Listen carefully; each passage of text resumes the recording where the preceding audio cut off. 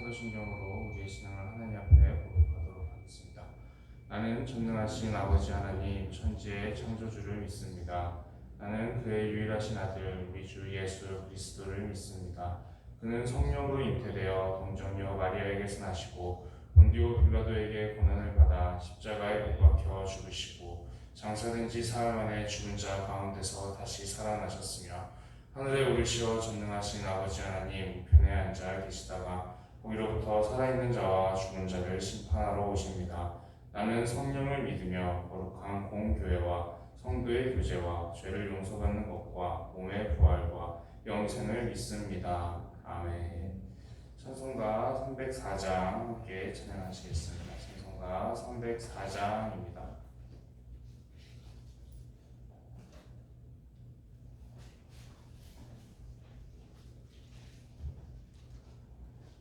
찬송가 304장 함께 찬양하시겠습니다.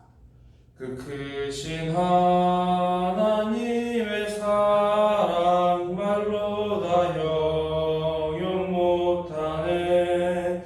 저 높고 높은 별을 넘어 이 낮고 낮은 땅 위에 죄범한 영혼 구하려 그 아들 보내사 화목제물 삼으시고 죄 용서하셨네.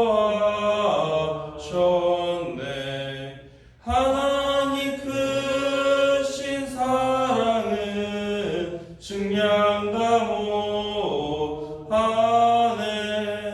영원히 변치 않는 사랑 성도여 찬양하세. 괴로운 시절 지나가고 땅 위에 영화세할 때 주 믿지 않던 영혼들은 큰 소리 외쳐 울어도 주 믿는 성도들에게 큰 사랑 베푸사 우리의 죄 사했으니 은혜 잊을까. 하나님 크신 사랑은 증량 다 못하네. 영원히 변치 않는 사랑 성도여 찬양하세. 하늘을 두루마리 삼고 바다를 먹물 삼아도 한없는 하나님의 사랑 다 기록할 수 없겠네. 하나님의 크신 사랑 그 어찌 닿았을까.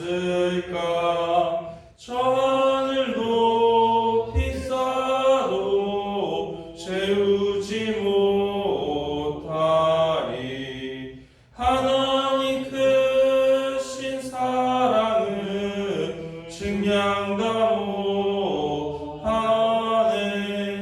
영원히 변치 않는 사랑 성도여 찬양하세.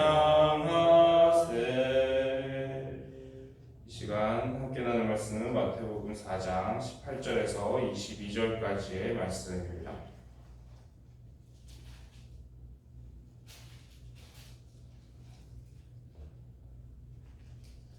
마태복음 4장 18절에서 22절의 말씀을 교독하여 읽도록 하겠습니다.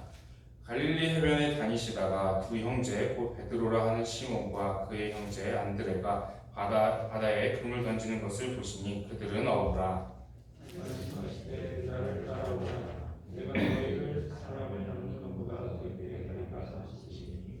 그들이 곧 그물을 버려두고 예수를 따르니라.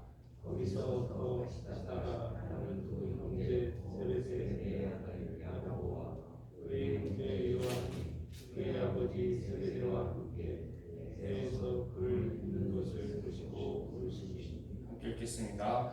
그들이 곧 배와 아버지를 버려두고 예수를 따르니라. 아멘. 우리가 어제 이제 나눈 말씀의 내용을 살펴보게 되면은 예루살렘이 원래 이스라엘의 영적인 중심지였지만 예루살렘이 영적으로 부패하고 또 실제로 예수님을 대적하고 예수님을 십자가에서 못 박아 죽인 곳도 예루살렘이기 때문에 그 예루살렘이 실제로 이제 예수님의 사역의 주 무대가 되는 것이 아니라 이방처럼 여겨졌던 이스라엘 영토였지만 이방처럼 여겨졌던 갈릴리가 예수님의 사역의 중심지가 되는 부분에 대해서 말씀을 함께 살펴보았습니다. 이것은 이제 그 지역이나 영토뿐만 아니라 이제 사람에게도 똑같이 해당이 되는 말씀입니다. 오늘 말씀을 보게 되면은 예수님께서 이 어부들을 제자로 삼으시는 모습을 보게 됩니다. 신앙생활을 하다 보면은 종종 이제 그렇게 생각하시는 분들을 가끔 만나곤 합니다. 어떤 생각이냐면 이제 예수님께서 그 당시에 사회적인 지도층, 종교적인 지도자들 이런 엘리트들 같은 사람들을 제자로 삼으셨다면 보다 사역이 좀 수월하지 않으셨을까? 왜 이제 평범한 사람들을 이렇게 제자로 삼으셨을까? 중요한 하나님의 사역을 맡겨야 되는데 왜 이렇게 어부 같은 사람들, 평범한 사람들을 삼으셨을까? 그것을 궁금해하시는 분들을 종종 보고는 했습니다. 그런데 우리가 알고 있다시피 이제 종교 지도자, 그 당시에 이제 종교 지도자였던 뭐 제사장들, 바리새인들, 율법학자들 이런 사람들이 이제 주로 이제 예수님을 대적하는 그런 위치에 있었다는 것을 우리는 기억하고 있습니다. 그 당시에 엘리트들, 그 당시에 이제 신앙적인 엘리트들이라든지 아니면 사회적인 지도자들이라든지 이런 사람들이 하나님께서 제자로 삼으시기에 그다지 합당하지 못했다라는 것을 우리가 볼 수가 있습니다. 그래서 이제 이 어부들은 그래도 신앙이 조금 더 있고 그리고 또 오늘 말씀을 보다 보면은 이제 예수님께서 나를 따르라 했을 때 다 버려두고 예수님을 따를 만큼의 그런 신앙이 있었으니까 그래서 이런 사람들을 택하셨나 보다 이렇게 생각을 하시기도 하고 물론 그것도 이제 맞는 부분들이 많이 있습니다. 그리고 또 이제 어부라고 하면은 이제 우리가 흔히 그 당시에 조금은 천한 사람들, 낮은 사람들 좀 사용을 하셨다 이렇게 생각을 하는 경우들도 있는데 우리가 이제 성경을 조금 자세하게 보다 보면은 그 당시에 이제 어부로서 제자로 이제 택함 받은 이 사람들이 그래도 나름대로 이제 정말 그 당시에 막 천하게 이렇게 너무 힘들게 살아가고 배고프고 가난하게 살아가는 사람들이 아니라 그래도 이제 자기 사업 같은 것들을 하고 어업을 하면서 일꾼들을 고용하고 부릴 수 있을 만큼 그 정도의 어느 정도 이제 직원들을 둘 수 있는 자영업자 정도 되는 그 정도 재력, 그 정도의 이제 경제력 정도 되는 그래도 평범하게 좀 살아갈 수 있는 그런 사람들 너무 힘들게 살아가는 그런 상태는 아니었다라는 것을 우리가 알 수가 있습니다. 그래서 이제 그만큼 이 사람들도 자기의 그 생계라든지 이런 것들을 다 내려놓고 쫓았다는 것이 그래도 생각보다는 이제 많은 것들을 내려놓고 쫓아갔던 것이다 라는 것을 우리가 알 수가 있는데 그렇다면 하나님께서는 왜 굳이 이렇게 어부들을 제자로 택하셨을까? 그 모습을 우리가 함께 살펴보려고 합니다. 예수님께서 오늘 이제 19절의 말씀을 보게 되면은 이제 제자들에게 내가 너희를 사람을 낳는 어부가 되게 하리라 이렇게 말씀을 하십니다. 그런데 이 말씀을 보게 되면 오늘 현대적인 의미로 봤을 때는 상당히 오해하기 쉬운 그런 의미라고 생각이 됩니다. 사실 이 본문 말씀 속에서 이 마태복음 4장에 지금 나오는 이 본문 말씀 속에서는 이 사람을 낳는 것은 굉장히 긍정적인 의미로 사용이 되고 있죠. 구원을 의미를 하는 겁니다. 이제 사람들이 구원받고 하나님의 품에 들어올 수 있는 그런 것을 이제 의미하는 거기 때문에 상당히 긍정적으로 사용이 되고 있는데 오늘날 현대에서도 이제 사람을 낳는다 이런 것들이 인터넷 용어에도 이제 있습니다. 근데 그것이 굉장히 안 좋게 사용이 되죠. 굉장히 부정적으로 그 사람을 속이거나 뭐 놀려먹거나 뭐 이런 식으로 사기치는 것 같은 그런 의미로 이제 사람을 낳는다 이런 식으로 표현을 합니다. 굉장히 부정적인 의미로 이제 사용이 되게 되는데 그러다 보니까 이제 현대적인 의미에 익숙하신 분들은 이 표현이 좀 낯설게 느껴질 수가 있을 것입니다.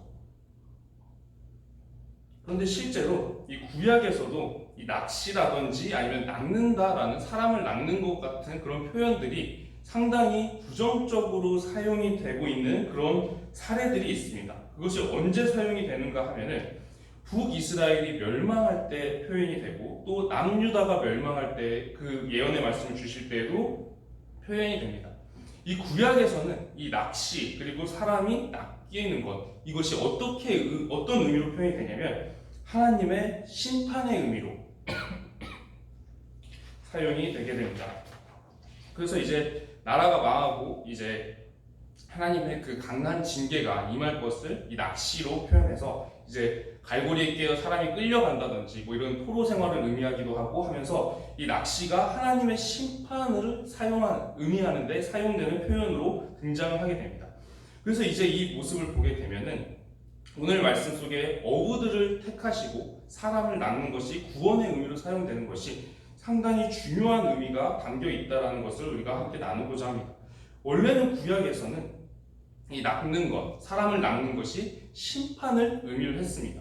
그리고 이제 우리가 구약의 스토리를 쭉 많이 그래도 말씀을 나눠와서 우리가 함께 알고 있는 부분들이 있는데 이 구약의 스토리 내내 이제 이스라엘 백성들이 그다지 하나님 앞에 신실하지 못했고 그리고 이제 예수님이 오시기 전에는 이제 400년 정도 하나님과 말씀이 단절되는 상태까지 이제 처할 정도로 그만큼 하나님과의 관계가 악화되어 있는 그런 모습도 우리가 알고 있습니다.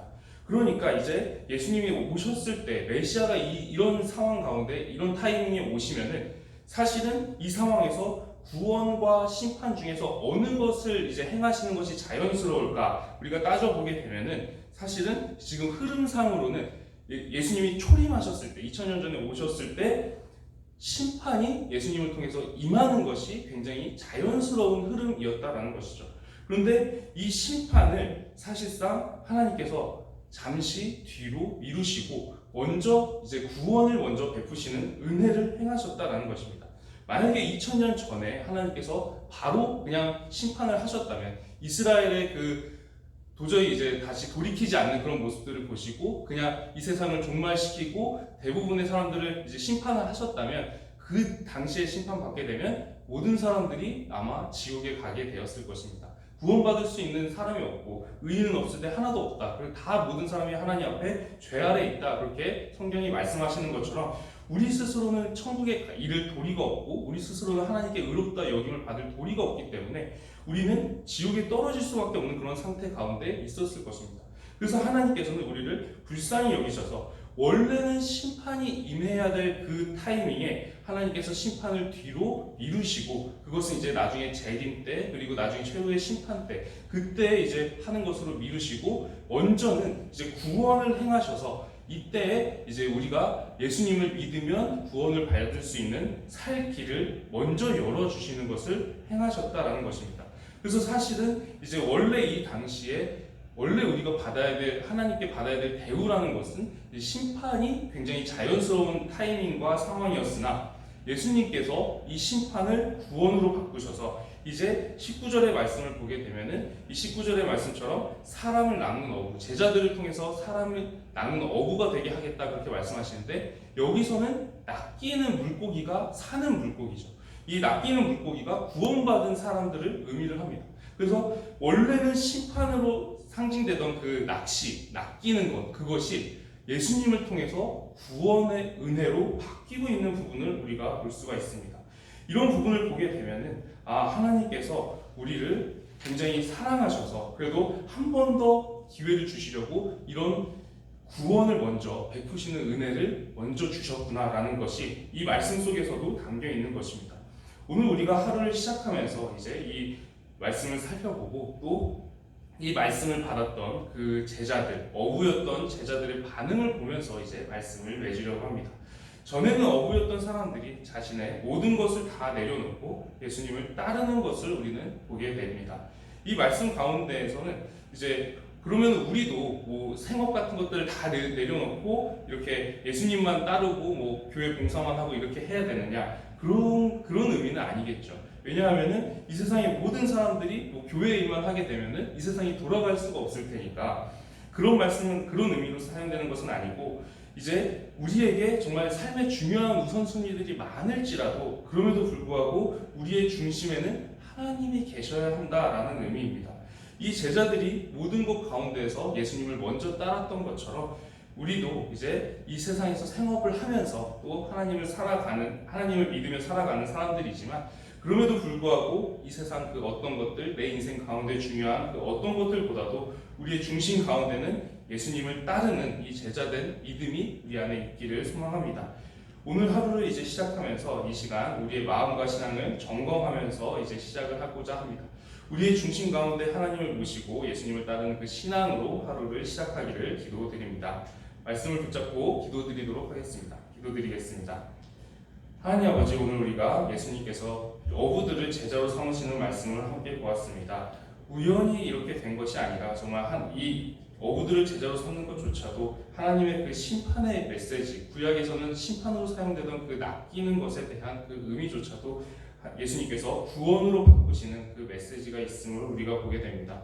이 모든 것이 하나님께서 우리에게 베풀어 주신 은혜인 줄 믿습니다. 하나님께서 우리에게 은혜를 더하여 주지 않으셨다면 우리가 구원받을 사람이 없고 자신의 힘으로는 천국에 이를 자가 없었을 텐데, 하나님께서 우리를 사랑하여 주시고 또 자비를 베풀어 주셔서 우리에게 구원받을 길을 열어주시고 또 그 길을 걸어갈 수 있도록 인도해 주심에 감사를 드립니다.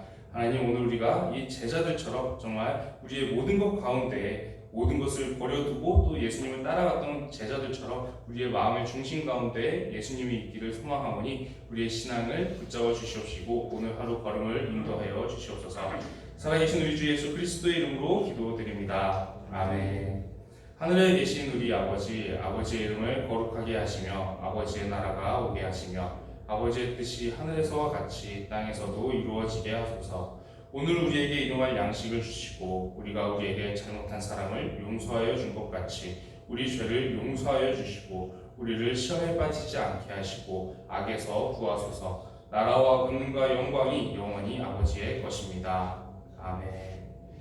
오늘은 가정을 위해서 함께 기도드리도록 하겠습니다.